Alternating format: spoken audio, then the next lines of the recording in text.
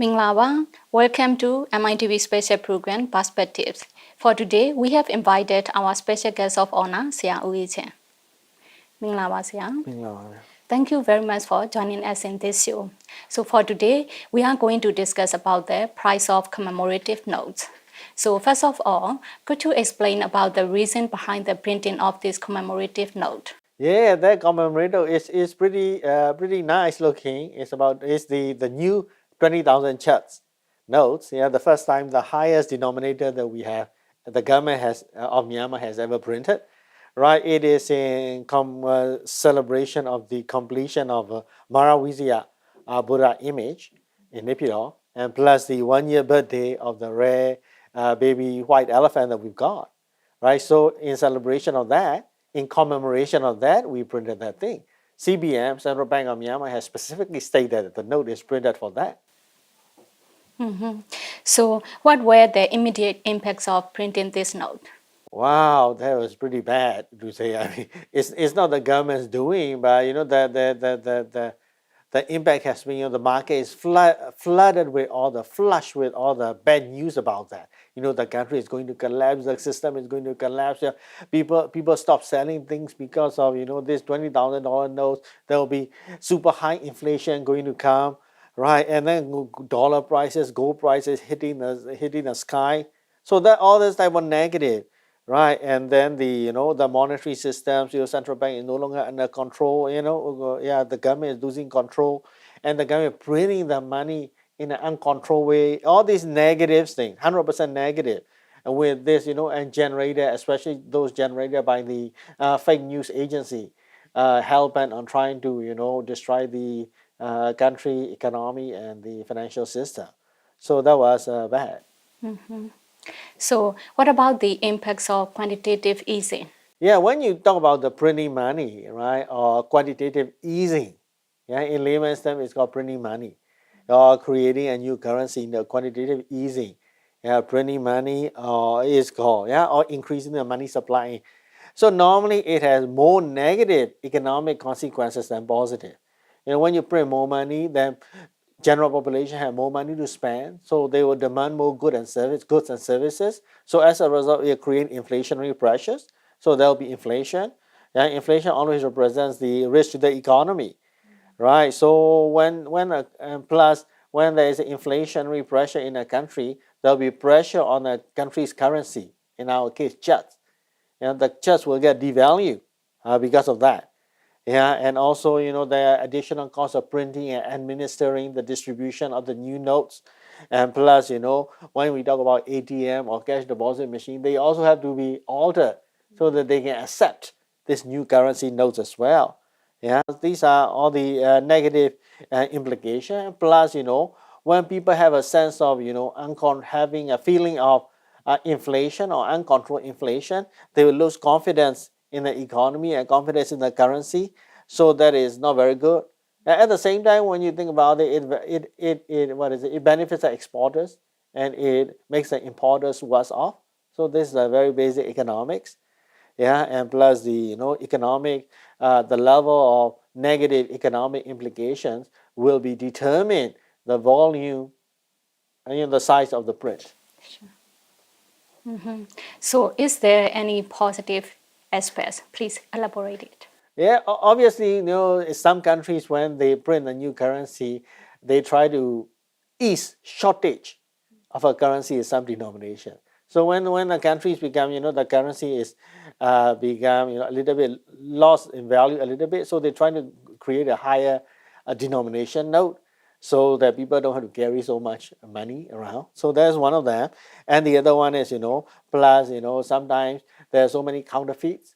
So the new currency will have a higher security and safety features so that people cannot counterfeit these currencies so easily. So these are the generally positive points about the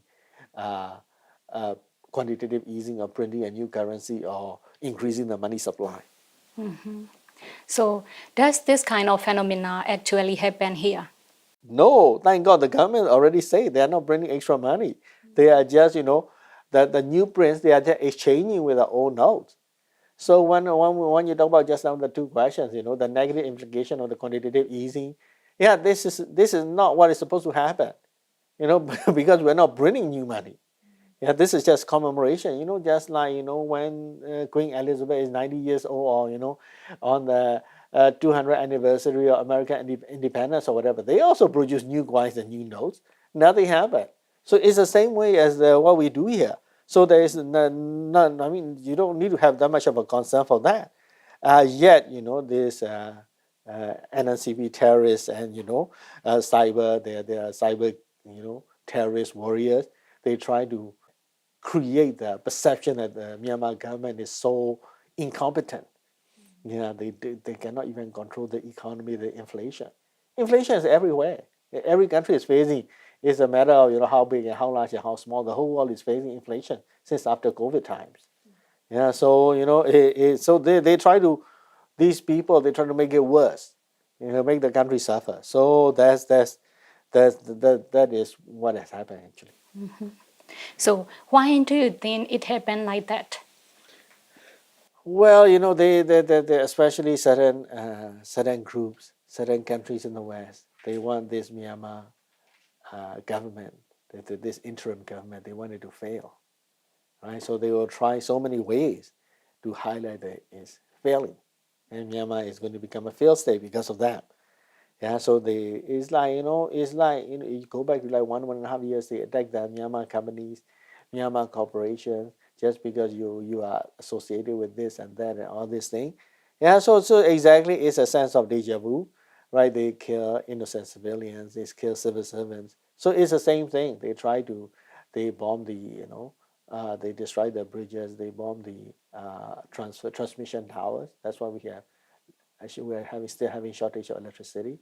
Yeah, so that type of thing. So is the outside and the fake news agency, what is it, making do all this thing happen. Yeah.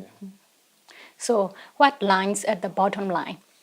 Okay, the bottom line is that because of all this thing, because of all these negativities, the dollar rate has already nearly gone up to 3,600. It has fallen up a fair bit, and gold price also, 3,600. It's like a 25% more than the pre-announcement of the 20,000 just note, and plus gold price also has gone up around 20% compared to the before 20,000 just note. Yeah, so but at the same time, you see, fundamental of Myanmar economy doesn't support that.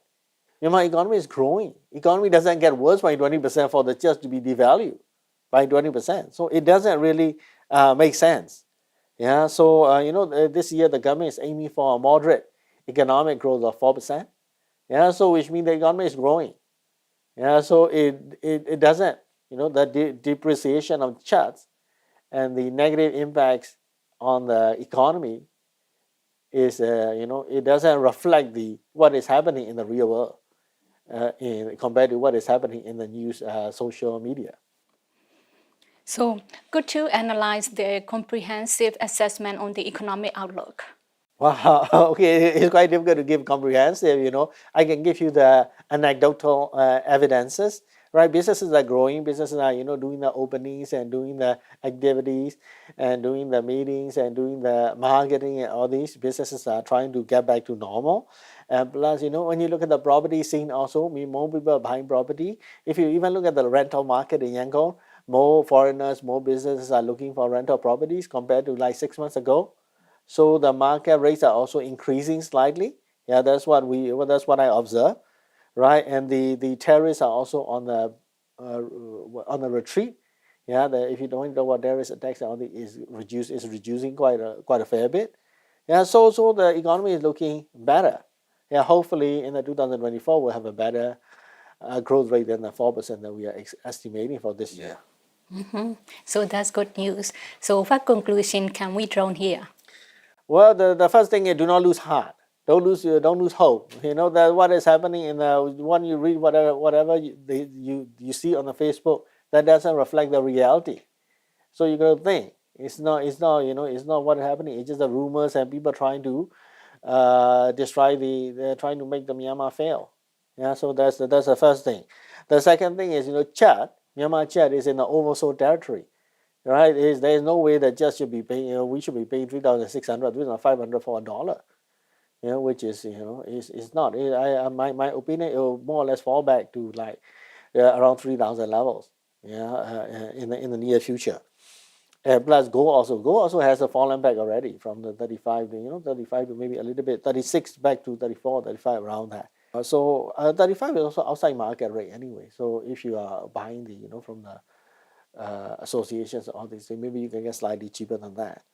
There is no economic theory to support such a fluctuation, from 3,000 just per dollar to 3,600, and plus gold prices suddenly shooting up just because of a single print of a memorable commemorative note.